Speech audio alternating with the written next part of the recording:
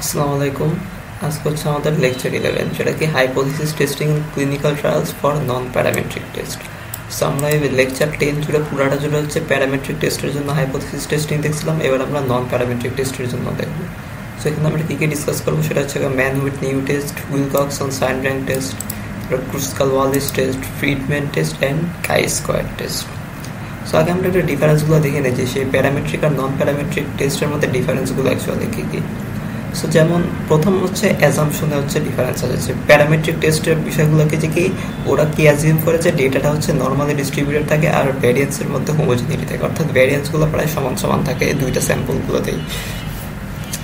মানে ওই যে আমরা টি টেস্ট বা জেড টেস্ট বা অ্যানোভা যেগুলো দেখছিলাম সেগুলো হচ্ছে কি সেইগুলোয় কিন্তু এই যে অ্যাজাম্পশন ছিল যে কি ওই আন্ডারলাইন ডেটা নর্মাল ডিস্ট্রিবিউটেড হবে। সো ওই জন্য এটা হচ্ছে প্যারামেট্রিক টেস্ট। এটাই প্যারামেট্রিক টেস্টের সবচেয়ে মেইন বৈশিষ্ট্য হচ্ছে যে আন্ডারলাইন ডেটাটা নর্মালি ডিস্ট্রিবিউটেড থাকবে। আর নন প্যারামেট্রিক টেস্টে কি যে কি যে ডিস্ট্রিবিউশন যাই হোক কোনো সমস্যা নাই, নর্মাল হইতে পারে নন নর্মাল হইতে পারে। নর্মাল অর্থাৎ নর্মালও যদি হয় তারপর আমরা নন প্যারামেট্রিক টেস্ট ইউজ করতে পারবো, বাট অ্যাকচুয়ালি এটা সাজেস্টেড না। নর্মাল যদি হয়ে যায় তখন আমরা প্যারামেট্রিক টেস্ট ইউজ করি। সো এরপর হচ্ছে থেকে ডেটা টাইপ আছে। প্যারামেট্রিক টেস্টের জন্য ইন্টারভেল বা রেশিও ডেটা অর্থাৎ কন্টিনিউয়াস ডেটা হলে ভালো হয়। আর এই নন প্যারামেট্রিকের জন্য কি সেটা হচ্ছে অর্ডিনাল বা র্যাঙ্কড ডেটার দরকার পড়ে বা নন নর্মাল ডেটা যেটা। আর যদি যদি না হয় যে আমাদের কাছে যদি অর্ডিনাল ডেটা নাও যদি থাকে আর কি, তাহলে আমরা ওই করে কি ডেটাগুলোকে আমরা র্যাঙ্ক করার মাধ্যমে একটা অর্ডারে নিয়ে আসি।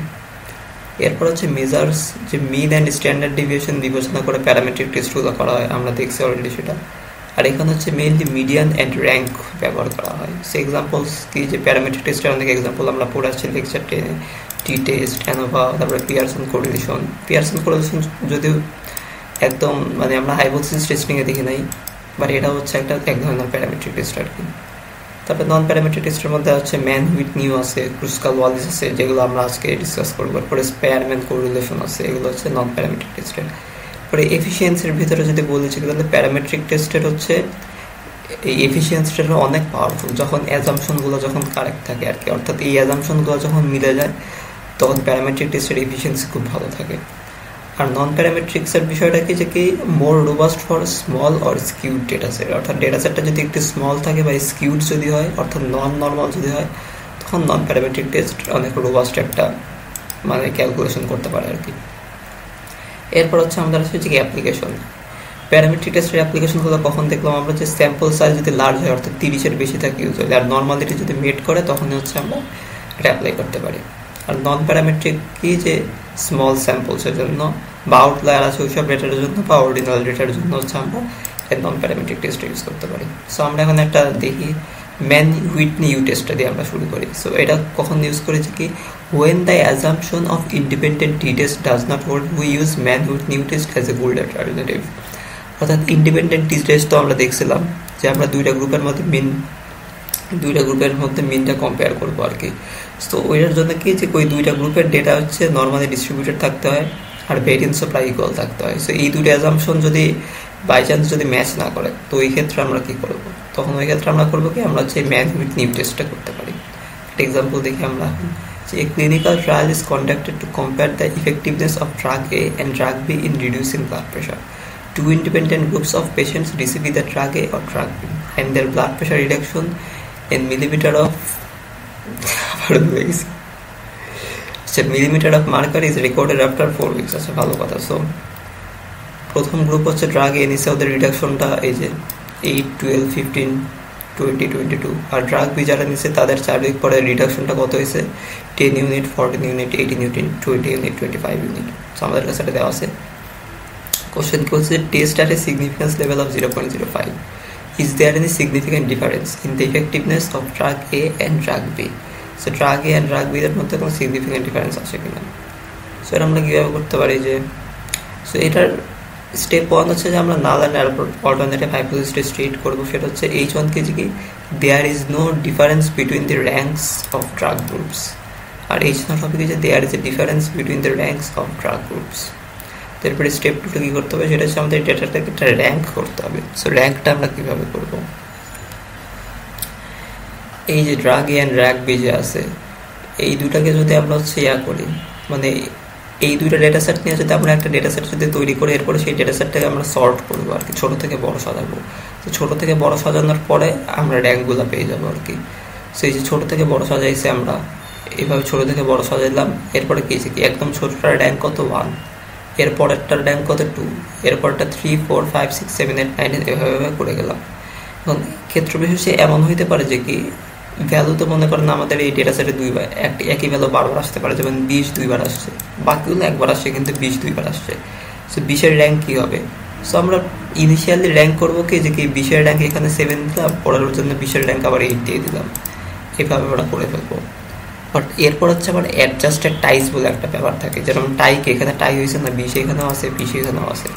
সো তাহলে এখন এটার র্যাঙ্কটাও আমাদের অ্যাডজাস্ট করতে হবে। র্যাঙ্কটা আমরা কীভাবে অ্যাডজাস্ট করবো? এই 20-এর জন্য যে কোরেসপন্ডিং দুইটা র্যাঙ্ক আছে, অর্থাৎ 20-এর জন্য কোরেসপন্ডিং র্যাঙ্ক দুইটাই, রাইট? আর 7 আর একবার হচ্ছে 8। তো এই 7 আর 8-এর এভারেজ করবো আমরা। এভারেজ যদি আমরা করি তাহলে আসবে হচ্ছে 7.5। সো আমরা এই 7 আর 8-এর পরিবর্তে দুই জায়গায় 7.5 দিয়ে রিপ্লেস করে দেবো। এটা আমাদের অ্যাডজাস্টেড র্যাঙ্ক হয়ে গেল। আর বাকিগুলোতে একবার করে আসছে, সার্চ চেঞ্জ করার কোনো দরকার নেই। সো আমরা অ্যাডজাস্টেড টাইটা পেয়ে গেলাম। এরপরে কোন ভ্যালু কোন গ্রুপ থেকে আসছে এটা আমাদের দেখতে হবে। যেরকম 8টা আসছে কোত্থেকে? ড্রাগ এ থেকে। সো আমরা গ্রুপে হচ্ছে ড্রাগ এটা দিয়ে দিলাম। এরপর হচ্ছে 10টা আসছে হচ্ছে ড্রাগ বি থেকে। সো আমরা হচ্ছে এই গ্রুপে হচ্ছে ড্রাগ বি এর নামটা দিয়ে দিলাম। একইভাবে যে 20 হচ্ছে ড্রাগ এ থেকে একবার আসছে, ড্রাগ বি থেকে আর একবার আসছে। সো আমরা এখানে গ্রুপগুলোও দিয়ে দিলাম। এবার হচ্ছে আমাদের এই স্টেপ 2টা শেষ হলো এই টেবিলটা করার মাধ্যমে। এরপরে স্টেপ 3-তে কী করবো আমরা? সেটা হচ্ছে র্যাঙ্ক সামস বলে একটা টার্ম আছে, সেটা আমরা কম্পিউট করবো। সেটা হচ্ছে ড্রাগ এ গ্রুপের র্যাঙ্ক সাম আর ড্রাগ বি গ্রুপের র্যাঙ্ক সামটা আমরা তৈরি করবো। So some of ranks for drug একে আমরা আরে বললাম। সো এখন আমরা দেখেছি যে গ্রুপ মানে ড্রাগ এ গ্রুপের জন্য আমাদের কী কী র্যাঙ্ক পাইছি। এখানে ড্রাগ এই যে এখানে 1 পাইছি, তারপরে এটার জন্য আবার যে 3 পাইছি, আবার এখানে আবার যে 5 পাইছি, এখানে আবার কত পাইছি 7.5, আবার এখানে কত পাইছি আমরা? এখানে পাইছি 9। সো এই যে 1, 3, 5, 7.5, 9 যোগ করলে 25.5 পেয়ে গেলাম। একইভাবে আমরা ড্রাগ বির জন্য সিমিলার কাজটা করছি। সো আমরা দুটা সাম পেলাম। এবার আমাদেরকে ইউজ স্ট্যাটিস্টিক বা টেস্ট স্ট্যাটিস্টিকটা আমাদের ক্যালকুলেট করতে হবে, যেটা পরে আমরা ক্রিটিক্যাল ভ্যালুর সাথে কম্পেয়ার করবো। সো ইউজ স্ট্যাটিস্টিকটা ক্যালকুলেট করার ফর্মুলা এটা, অর্থাৎ U is equal to NA into NB plus NA into NA plus 1 divided by 2 minus RA বা র্যাঙ্ক অফ এ। অর্থাৎ এই ড্রাগ এ গ্রুপের জন্য আমরা একবার বের করবো, তারপরে ড্রাগ বি গ্রুপের জন্য আমরা আর একবার বের করবো, আর একটা ফর্মুলা, মানে সেম ফর্মুলাই আর কি। সো আমরা যদি ভ্যালুগুলো বসাই আসতে চাই 14.5 আর 10.5। এখন ইউজ স্ট্যাটিস্টিক কোনটা হবে? আমরা যদি 10.5 আর 14.5 এই দুইটা ভ্যালুর মিনিমামটা যদি নেই, সেটা হচ্ছে আমাদের ইউজ স্ট্যাটিস্টিক বা টেস্ট স্ট্যাটিস্টিক। তাহলে এই দুইটার মধ্যে অর্থাৎ 14.5 আর 10.5-এর মধ্যে মিনিমাম কোনটা? 10.5, রাইট? সো এটা হচ্ছে আমাদের ইউজ স্ট্যাটিস্টিক। এবার আমরা যে ক্রিটিক্যাল ভ্যালুটা ক্যালকুলেট করতে হবে, এর জন্য আমরা ইউ টেবিল ইউজ করবো। সো ইউ টেবিলে দেখেন কী কী দেওয়া আছে। আলফা দেওয়া আছে, আলফার মান আমরা জানি কত 0.05 আর 0.01-এর জন্য দেওয়া আছে, বাট এটা আমাদের লাগবে না। এরপর হচ্ছে এখানে N1 দেওয়া আছে আর এই সাইডে দেওয়া হচ্ছে গিয়ে N2। তাহলে আমাদের N1 কত? আমাদের হচ্ছে এই যে NA NB, এটাই মেনলি। NA হচ্ছে N1 আর NB হচ্ছে N2। সো আমাদের দুইটাই 5-এর জন্য তাহলে দেখি এখানে গেল 5, এখানে গেল 5, তাহলে এই যে এখানে হচ্ছে ইন্টারসেক্ট হচ্ছে। সো 0.05 সিগনিফিকেন্স লেভেলে হচ্ছে কত আসতেছে আমাদের ক্রিটিক্যাল ভ্যালু? 2। এটা আসতেছে কত? 2। তো এবার একটা বিষয় দেখেন যে ইউজ স্ট্যাটিস্টিক ক্রিটিক্যাল ভ্যালুকে এক্সিড করে নাই, অর্থাৎ ইউজ স্ট্যাটিস্টিক ক্রিটিক্যাল ভ্যালুর চেয়ে হচ্ছে বড়।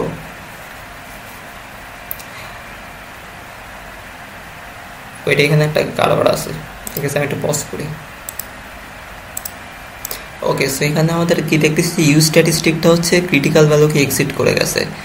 সো টি টেস্ট বা প্যারামেট্রিক টেস্ট আমরা কি দেখতাম যে এই সব কেসে যেখানে হচ্ছে টেস্ট স্ট্যাটিস্টিকটা ক্রিটিক্যাল ভ্যালুকে এক্সিড করে যায়, আমরা হচ্ছে নাল হাইপোথেসিস রিজেক্ট করে দিতাম। কিন্তু এই ম্যান উইথ নিউ টেস্টের ক্ষেত্রে আর কি আমরা একটা অপোজিট কাজ করব। এখানে কি যে টেস্ট স্ট্যাটিস্টিকটা হচ্ছে ক্রিটিক্যাল ভ্যালুকে এক্সিড করে গেছে, অর্থাৎ 10.5 কিন্তু 2-এর থেকে বড়। সো এই জন্য আমরা করবো কি, আমরা হচ্ছে নাল হাইপোথেসিসটা রিজেক্ট করব না, অর্থাৎ we fail to reject the null hypothesis at alpha is equal to 0.05। T test যদি হইতো তাহলে আমরা রিজেক্ট কিন্তু করে দিতাম, বাট ম্যান হুইটনি এর ক্ষেত্রে আর একইভাবে উইলকক্সন সাইন র্যাঙ্কের ক্ষেত্রেও সেম জিনিসটাই হবে, যে টেস্ট স্ট্যাটিস্টিক যদি ক্রিটিক্যাল ভ্যালুকে এক্সিড করে যায় তখন আমরা নাল হাইপোথিসিস রিজেক্ট করতে পারবো না। সো এইটিসে গেল। সো আমি এখানে নিজে একটু গুলাই ফেলছিলাম, এখানে ডাজ নট লিখে দিয়েছিলাম। সো এটাই। সো কনক্লুশনটা কি, যে কি there is not enough evidence to conclude that the effectiveness of drugs differ significantly from each other considering a significance level of 0.05। এরপর হচ্ছে আমাদের আছে যে Wilcoxon sign rank test. So এটা কিসের জন্য, যে when the assumption of dependent t test, অর্থাৎ ইন্ডিপেন্ডেন্ট টি টেস্টের অল্টারনেটিভ ছিল হচ্ছে ম্যান হুইটনি, আর ডিপেন্ডেন্টের জন্য হচ্ছে উইলকক্সন সাইন র্যাঙ্ক টেস্ট। অর্থাৎ যে meaning that this samples are not normally distributed or there is no homogeneity in variance, তখন আমরা কি করবো, Wilcoxon sign rank test use করি। সো আমাদের একটা before and after data set দেওয়া আছে সেম পার্টিসিপেন্টের জন্যই। আমাদের কি করতে হবে, যে কি weather the drug has N effect, অর্থাৎ এই দুটো গ্রুপের মধ্যে সিগনিফিকেন্ট ডিফারেন্স আছে কিনা সেটা আমাদের টেস্ট করতে হবে 0.05 যে সিগনিফিকেন্স লেভেলে। সো স্টেপ 1 কি করবো, আমরা নল অ্যান্ড অল্টারনেটিভ হাইপোথিসিসটা দেখবো। সো নাল অ্যান্ড অল্টারনেটিভ হাইপোথিসিসটা দিলাম, যেটা কি যে কি median before is equal two median after, অর্থাৎ আফটার অ্যান্ড বিফোরের মিডিয়ানটা সেম থাকবে। এখানে কিন্তু মিনের হিসাব না, যেহেতু ডেটাটা নর্মালি ডিস্ট্রিবিউটেড না, সো আমরা মিন করবো না, আমরা মিডিয়ানটা দেখতেছি। আর অল্টারনেটিভটা কি, অল্টারনেটিভ হচ্ছে যে কি, যে বিফোরের মিড আর আফটারের বিফোরের মিডিয়ান অ্যান্ড আফটারের মিডিয়ান হচ্ছে সমান হবে না, এটা হচ্ছে অল্টারনেটিভ। সো প্রথমে এর পরের স্টেপকে আমাদের ডিফারেন্সটা ক্যালকুলেট করতে হবে, এর জন্য আমরা টেবিল ইউজ করতে পারি। সো বিফোর অ্যান্ড আফটার ডেটাটা আগে আমরা সাজাই নিলাম, আমাদের যা যা দেওয়া ছিল সেগুলো line by line before and after লিখে ফেললাম। এরপর আমাদের ডিফারেন্সটা করতে হবে। ডিফারেন্স মানে কি, যে কি আফটার মাইনাস বিফোর, অর্থাৎ 12.17 মাইনাস 18.3, এটা করলে কত হবে, -6.13। একইভাবে আমরা এই ডিফারেন্সটা বের করে ফেললাম এই যে এই কলামে। এরপরে এখানে আমরা করবো কি, এই যে ডিফারেন্সগুলো বের করছি এগুলোর অ্যাবসলিউট নিব। সো মাইনাস, সবগুলো মাইনাস প্লাস হয়ে যাবে, আর প্লাস তো প্লাসই থাকবে। এরপরে এ তো হয়ে গেল। এরপর হচ্ছে এই যে অ্যাবসলিউটটা, এই অ্যাবসলিউট কলাম যে আমরা পাইছি এই কলামের আমরা র্যাঙ্ক করবো। সো র্যাঙ্ক কীভাবে করবো, অর্থাৎ ছোটো থেকে বড় সাজাবো। আমাদের সব থেকে ছোটো ভ্যালুটা কোনটা, সব থেকে ছোটো ভ্যালু হচ্ছে 1। সো এর র্যাঙ্ক হবে কত, এর র্যাঙ্ক হবে হচ্ছে 1। সো তারপরে ছোটো ভ্যালুটা কত, তারপরে ছোটো ভ্যালুটা 1.2। সো এর র্যাঙ্ক কত হবে, এরপর র্যাঙ্ক হবে হচ্ছে 2। এরপরে তাহলে কত, এরপর আর ছোটো ভ্যালুটা হচ্ছে 2, তাহলে এর র্যাঙ্ক কত হবে, এর র্যাঙ্ক হবে হচ্ছে 3। অ্যান্ড এর পরেরটা হচ্ছে কত, 2 এর পরের ছোটোটা কত হবে, যে মানে 2 এর থেকে একটু বড়, এটা হচ্ছে 2.2। সো এর র্যাঙ্ক কত, এর র্যাঙ্ক হচ্ছে 4। এরপরে 2.2 এর পরে কি আবার 2.2 আসছে। সো এর র্যাঙ্ক কত, 4 ছিল, 5 হইলো। সো বাকিগুলো আমরা এভাবেই করে ফেলবো। এখন এই 2.2 দুইবার আসছে, রাইট, বাকিগুলো সব একবারে আসছে। সো এখন এটা অ্যাডজাস্টেড করতে হবে। অ্যাডজাস্টেড কীভাবে করবো, আমরা 2.2 এর র্যাঙ্ক দুইটাকে 4 and 5, 4 and 5 এর যদি আমরা মিন করি তাহলে আসবে 4.5। সো 2.2 এর র্যাঙ্ক হচ্ছে 4.5 হয়ে যাবে এই দুই জায়গাতেই। সেইতে সে গেল আমাদের স্টেপ 2। এরপর হচ্ছে স্টেপ 3তে আমরা হচ্ছে T positive and T negative calculate করবো। ওইটা আমরা কীভাবে ক্যালকুলেট করবো, সেটা হচ্ছে যে আমাদের পজিটিভ ভ্যালুগুলো যেখানে যেখানে আসে ওই ডিফারেন্সে, র্যাঙ্কটা ক্যালকুলেট করবো জাস্ট আমরা। যেমন পজিটিভের জন্য কী কী, যে কি 1, 3, 5, 6 এগুলো হচ্ছে পজিটিভের জন্য, অর্থাৎ এই চারটা কিন্তু নেগেটিভের জন্য, অর্থাৎ এগুলো টি মাইনাসের জন্য। টি পজিটিভের জন্য কত, এইগুলা। সো এইগুলোর কোরেসপন্ডিং র্যাঙ্ক কত, 1, 3, 6, 7, 9, 10, 11, 12, 13। সো এগুলো করে যাচ্ছে 65 আসবে। 1, 3, 6, 7, ভুল হয়েছে তো এখানে অল্প একটু। সো ভুল হলেও লাভ নাই, ভুল হলেও প্যারা নেই, কারণ এখানে 65 আমরা ইভেনচুয়ালি ইগনোর করে ফেলতেছি। So okay, that's safe. But এখানে ক্যালকুলেশনটা ভুল হয়েছে, আমি এটা ভিডিও বানানোর পরে ঠিক করে দিব না, একটি ভুল আছে এখানে ক্যালকুলেশনে। সো এরপরে টি মাইনাসটা ক্যালকুলেট করতে হবে কি, যে কি এইগুলোর corresponding rank. So 8, 4.5 to 4.5। So এখানে 7 দেওয়া আছে, যাই 7 হবে না, এখানে 8 হবে। সো 8 যদি তাহলে এখানে 19 হবে, তাই তো।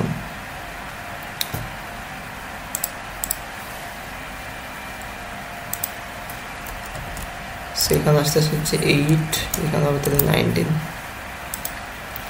সেটার পরে টেস্ট স্ট্যাটিস্টিকটা ক্যালকুলেট করি। সো এখানে 19 হবে।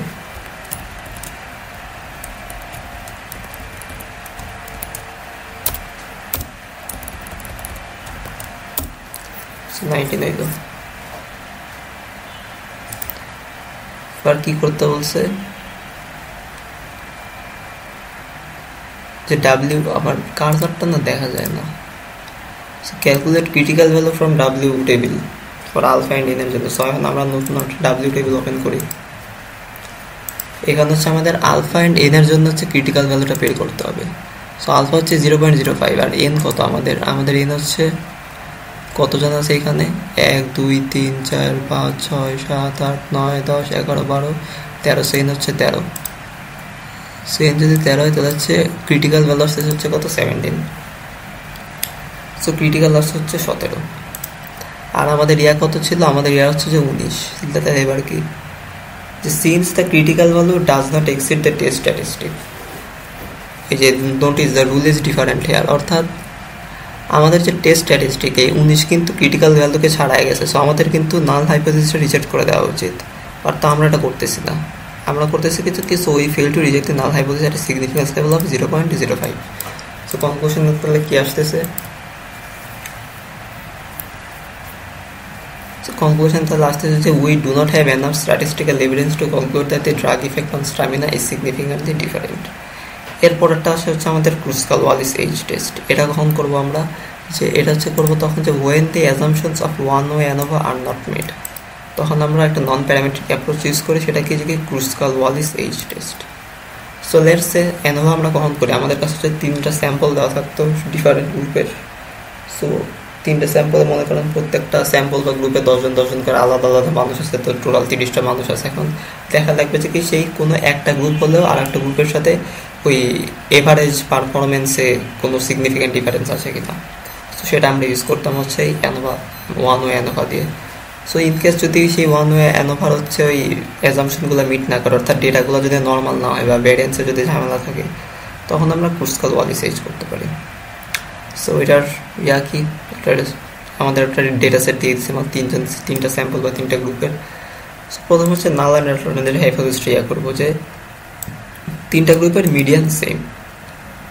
অল্টারনেটিভ কি তাইলে যে at least one median is different. তাহলে এরপরে স্টেপ 2 কি, যে আমাদের ওই ভ্যালুগুলোকে আবার র্যাঙ্ক করতে হবে। সো র্যাঙ্ক যদি আমরা করতে চাই এই, অর্থাৎ আবার এই 3টা যে গ্রুপ আছে 3টা গ্রুপের মধ্যে প্রত্যেকটা ভ্যালু বা প্রত্যেকটা ডেটা পয়েন্টগুলোকে নিয়ে আমরা নতুন একটা ডেটা সেট বা একটা ভ্যারিয়েবল ক্রিয়েট করলাম। এবার সেই ভ্যারিয়েবলটাকে হচ্ছে আমাদের সর্ট করতে হবে, ছোট থেকে বড় সাজাইতে হবে। এরপরে একদম ছোট ভ্যালুটাকে আমরা র্যাঙ্ক 1 করবো, আর পরেরগুলো এইভাবে 2 3 4 ওইভাবে হইতে থাকবে আর কি, আমরা যেগুলো আগে দেখে আসতাম ঠিক সেইভাবেই। সো প্রথমে আমরা সর্ট করলাম, এই যে সর্ট করে এরপরে জাস্ট এই 1 2 3 4 9 এভাবে সব করে দিয়ে আসছি। এরপরে এই 8.2টা হইতেছে আমরা কোন স্যাম্পল থেকে নিচ্ছি সেটা এখানে আমরা লিখে দেবো। পরে 8.4 কোন স্যাম্পল থেকে আসছে সেটা এখানে লিখে দেবো। তারপরে এই অ্যাডজাস্টমেন্টের বিষয়টা আমি যে এইভাবে করে দেখাই দিচ্ছি আর কি। 9.1 কত 3বার আসছে। সো 1 2 এর পরে 3 4 5 র্যাঙ্কটা হচ্ছে 9.1 এর জন্য। সো এখন এই 3 4 5 এর মিন যদি করা হয় তাহলে 4 আসতেছে। সো এটা হচ্ছে অ্যাডজাস্টেড র্যাঙ্ক হয়ে গেল। সেভাবে আমরা 4টা করলাম। এরপরে কি যে টেস্ট স্ট্যাটিস্টিক করতে হবে, R1 R2 আর R3 ক্যালকুলেট করতে হবে। সো R1টা কি, ওই যে আমরা যেটা দেখে আসলাম যে কি স্যাম্পল 1 এর জন্য র্যাঙ্ক কি আছে। সো যেমন স্যাম্পল 1 এর জন্য র্যাঙ্ক আছে কি 1 আছে, 4 আছে, এরপরে হচ্ছে 8 আছে, এইভাবে ওই যে 1 4 8 10 9 11 এগুলো হচ্ছে স্যাম্পল 1 এর জন্য। একইভাবে স্যাম্পল 2 এর জন্য, স্যাম্পল 3 এর জন্য এগুলো আমরা সামেশন করলাম, এই ভ্যালুগুলো আসলো। এরপরে এটা আমরা হচ্ছে এই স্ট্যাটিস্টিকের ফর্মুলায় ফেলবো। সো ফর্মুলায় যে একটা দেওয়া আছে 12 divided by n * n + 1 summation of ri square divided by ni - 3 * n + 1, এটা হচ্ছে আমাদের ফর্মুলা। সো 12 হচ্ছে এটা সূত্র এটা আর কি। আর n কত, n হচ্ছে আমাদের 18, টোটাল মানুষ আছে কত এখানে 18 জন। 1 2 3 4 5 এখানে 6 এখানে 6 এখানে 6, সো টোটাল আছে 18 জন। সো এটা 18 জন হইল। তখন কি এই ri স্কয়ার বাই n কি, সেটা হইতেছে এখানে সামেশন না 43 আসছে। So 43 square divided by n6 প্রথম গ্রুপের স্যাম্পল যেটা। তারপর তার স্যাম্পল 2 এর অবস্থা কি, এখানে হচ্ছে 61 আসছে, 61 স্কয়ার ডিভাইডেড বাই স্যাম্পল 2 এর সাইজ কত 6। একইভাবে R3 এর সামেশন কত আসছে 76, সো 76 স্কয়ার ডিভাইডেড বাই এই ni, স্যাম্পল 3 এর সাইজ কত 6, সো দিলাম। এরপরে 3 * n + 1 করলে কত আসছে 1.82, এটা হচ্ছে আমাদের টেস্ট স্ট্যাটিস্টিক। এখন calculate the critical value. So এটা এই ক্রিটিক্যাল ভ্যালু ক্রুসকাল ওয়ালিসের ক্ষেত্রে যদি আমরা বের করতে চাই তাহলে আমাদের চাই স্কোয়ার মানে কাই স্কোয়ার টেবিলটা দেখা লাগবে আর কি। তার জন্য আমাদের ডিগ্রিজ অফ ফ্রিডমটা ক্যালকুলেট করা লাগবে। আর ওই আলফার ভ্যালু তো আমরা জানি যে 0.05 কোশ্চেনে দেওয়া ছিল। সো ডিগ্রিজ অফ ফ্রিডম কি আনাবার জন্য k-1, কে মানে কি কতগুলো গ্রুপ ছিল আর কি, অর্থাৎ 3টা গ্রুপ ছিল। সো 3 - 1 = 2। সো এখন আমরা এটা খুলি, আমাদের ডিএফ কত বলছে, ডিএফ হচ্ছে আমাদের 2 রাইট। সো এই যে এখানে হচ্ছে 2 আর সিগনিফিকেন্স লেভেল হচ্ছে 0.05, এই যে 0.05 এখানে হচ্ছে সিগনিফিকেন্স লেভেল। সো 2 এর জন্য করলে কত আসতেছে, এই যে এখানে আছে 2, এখানে হচ্ছে 0.05 আর এখানে হচ্ছে 5.991, এটা হইতেছে আমাদের যে ক্রিটিক্যাল ভ্যালু। সো এখন আবার এই আমাদের এইখানে ডিসিশন রুলটা হচ্ছে প্যারামেট্রিকের মতোই, এই স্ট্যাটিস্টিক কি ক্রিটিক্যাল কি এক্সিড করছে, করে নাই রাইট। সো যেহেতু করে নাই, সো কি দি ক্রিটিক্যাল ভ্যালু বা সবগুলো কি উল্টায় উল্টালে লিখে নাকি আল্লাহ জানে। What if the test statistic does not exceed the critical value, so we fail to reject null hypothesis? এই অ্যাডভাইজিং এর চিন্তায় আমি যে কত কিছু উল্টাপাল্টা করতেছি।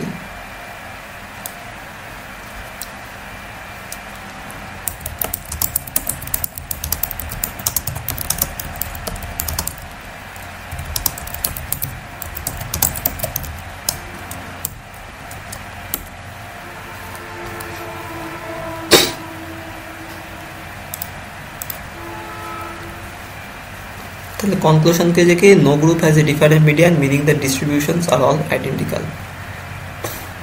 এরপর আমাদের আরেকটা আছে যে Friedman test, I mean not Friendman, it's Friedman, okay whatever.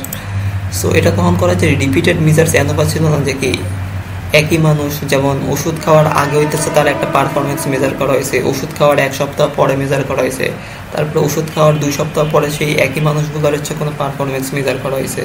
So এখন এই যে 3বার পারফরমেন্স মেজার করা হলো, এগুলোর মধ্যে কোনো সিগনিফিকেন্ট ডিফারেন্স আছে কিনা এবারে যে সেটা আমরা কি রিপিটেড মেজার অনুপাতে বের করতাম। বাট ওই যে ডেটা সেটটা ওইখানে যদি নর্মালিটির যদি কোনো অ্যাজাম্পশন ব্রেক হইতো বা ভেরিয়েন্স হোমোজেনিটিতে যদি কোনো অসুবিধা হইতো, অর্থাৎ অ্যাজাম্পশনগুলো যদি বিট না করতো, তখন কিন্তু আমরা ওই প্যারামেট্রিক টেস্টগুলো বা অ্যানোভা করতে পারতাম না। তখন কি করা লাগতো আমাদের, তখন হচ্ছে আমাদের করা লাগবে হচ্ছে ফ্রিডম্যান টেস্ট। সো এটা কি যে কি একটা এক্সাম্পল দেখি যে a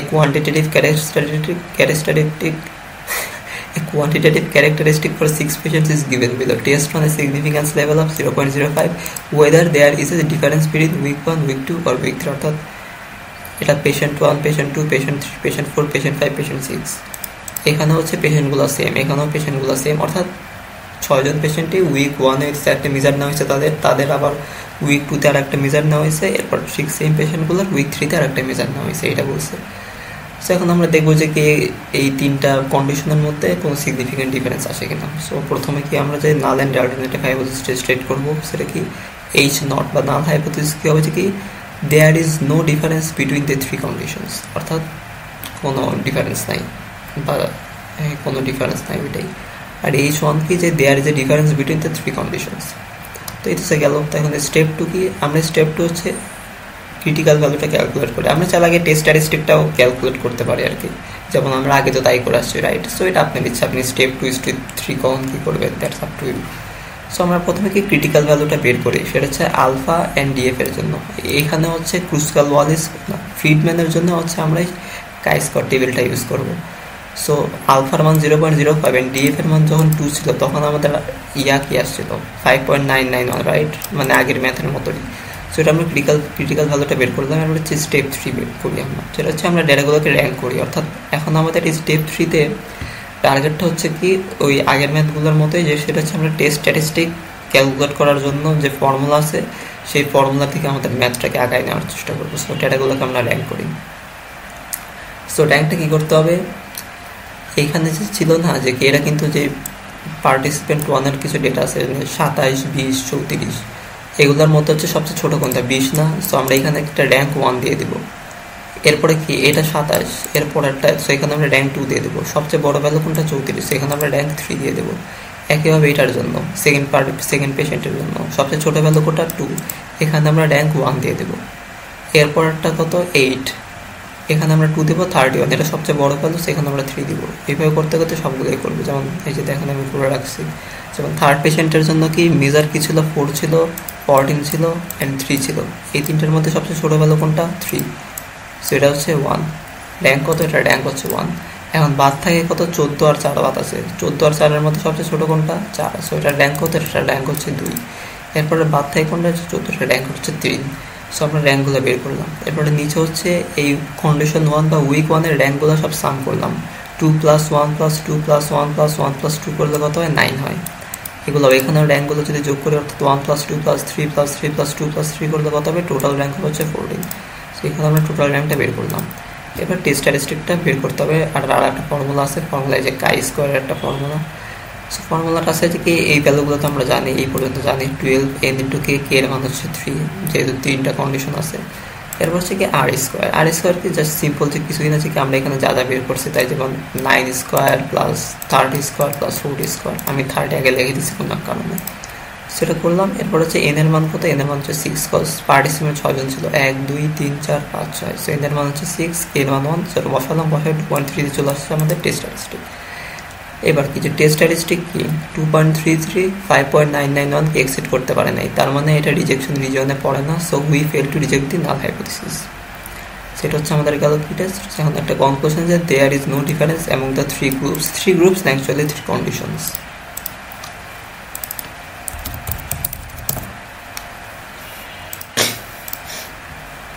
সো এটা হইতেছে আমাদের গেল যে কি ফ্রিডম্যান টেস্ট। এরপর আমাদের লাস্ট একটা আছে, সেটা হচ্ছে কাই স্কোয়ার টেস্ট। সো কাই স্কোয়ার টেস্টের হচ্ছে মেইনলি যে 3টা আছে। একটা আছে হচ্ছে গুডনেস অফ ফিট আছে একটা, তারপর আরেকটা হচ্ছে যে টেস্ট অফ ইন্ডিপেন্ডেন্স আছে, আর একটা হচ্ছে chi square distribution test of a single variance. So আমি জাস্ট গুডনেস অফ ফিটটা দেখাইছি, আর বাকি যে দুটো আছে সেটা হচ্ছে অ্যাকচুয়ালি এডিশনাল আর কি। সো এই অ্যাডিশনালটা আমি কভার করি নাই, বাট এই দুটো হচ্ছে অলরেডি ইউটিউবে অনেক সুন্দরভাবে কভার করা আছে, অনেক জোসভাবে বোঝানো আছে। সো আমি ওইটার লিঙ্ক এখানে দিয়ে দিচ্ছি। আমি শুধু এখানে আপনাদের যে গুডনেস অফ ফিট টেস্ট যেটা, সেটা দেখাবো আমি। সো এই গুডনেস অফ ফিটটা অ্যাকচুয়ালি কখন ইউজ করে, যে to check if a sample fits a theoretical distribution, মানে একটা স্যাম্পল কোন ডিস্ট্রিবিউশন ফলো করে, নর্মাল নাকি ইউনিফর্ম, সেটা দেখার জন্য আমরা গুডনেস অফ ফিট ইউজ করতে পারি। এরপর হচ্ছে কি, to compare and observe proportion with an expected proportion based on prior knowledge. So এই দুইটা হচ্ছে goodness of fit. Goodness of fit test হচ্ছে এই দুইটা জিনিস নিয়ে কাজ করে। আর to test whether two categorical variables are independent or related, এইটা নিয়ে কাজ করা হচ্ছে যে একদম লাস্টের এই টেস্টটা, যে টেস্ট অফ ইন্ডিপেন্ডেন্স যেটা। আর একটা আছে, সেটা হচ্ছে chi square distribution test of a single variance or standard deviation. So এটা কি করে, ওটা আমি লিখে দিই।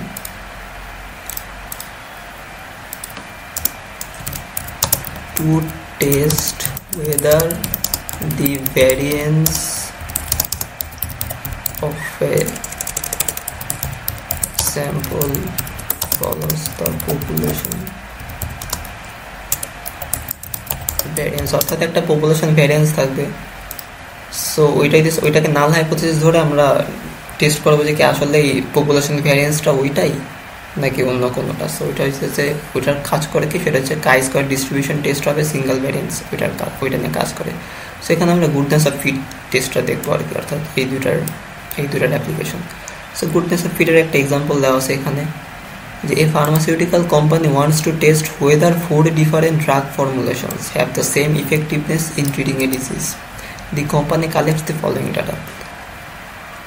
অর্থাৎ হয়েছে কি, তারা হইতেছে একটা ড্রাগ আছে, ওই ড্রাগটা হইতেছে মনে করেন লেটসে কয়জন, মনে করেন 1000 জনের উপর অ্যাপ্লাই করছে। 1000 জনের অ্যাপ্লাই করে পরে দেখছে হচ্ছে কি, যে 441 জনের হইতেছে কিওর হয়েছে, ড্রাগ দিয়ে হইতেছে। আবার মনে করেন আরো 1000 জনের উপর অ্যাপ্লাই করে দেখছে 404 জন মানে কিওর হয়েছে। এরপরে ড্রাগ সি আরো 1000 জনের উপর অ্যাপ্লাই করেছে, পরে দেখছে 402 জন কিওর হয়েছে। ড্রাগ ডি হইতেছে 1000 জনের উপর অ্যাপ্লাই করছে, পরে দেখছে কি 352 জন হচ্ছে কিওর হয়েছে।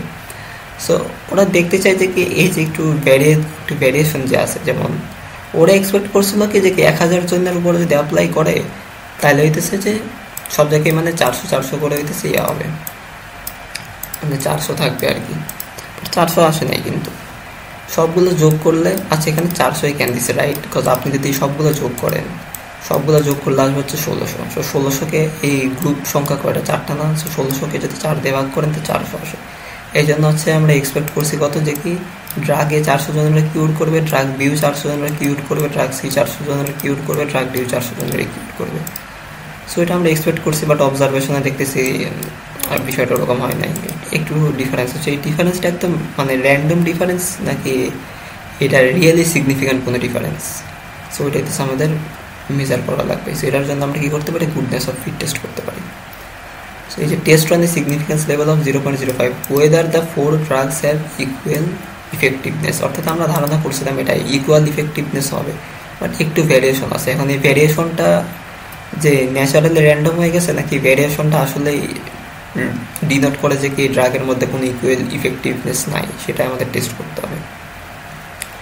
তো এখানে হচ্ছে প্রথমে আমরা null and alternative hypothesis state করে নিলাম যে প্রপোর্শনটা কি, যে সবই হচ্ছে সেম থাকবে, অর্থাৎ মানে ইজ ইকুয়াল টু 400। ড্রাগের প্রপোর্শন, ড্রাগ বির প্রপোর্শন, ড্রাগ সি এর প্রপোর্শন অ্যান্ড ড্রাগ ডি এর প্রপোর্শন সবগুলো প্রপোর্শনই সেম থাকবে বা 400 থাকবে। আর তাহলে অল্টারনেটিভ হাইপোথিসিস কি, যে at least one group is different, অর্থাৎ কোনো না কোনো একটা ড্রাগ হয়তো বেশি ইফেক্টিভ হইতেছে বা কোনো না কোনো ড্রাগ একদম কম ইফেক্টিভ হচ্ছে, অ্যাটলিস্ট ওয়ান গ্রুপ এরকম হবে। স্টেট করলাম। এরপর হচ্ছে যে আমাদের টেস্ট স্ট্যাটিস্টিকটা ক্যালকুলেট করতে হবে। কাই স্কোয়ার ইজ ইকুয়াল যে ফর্মুলা দেওয়া আছে summation of O minus E whole square divided by E.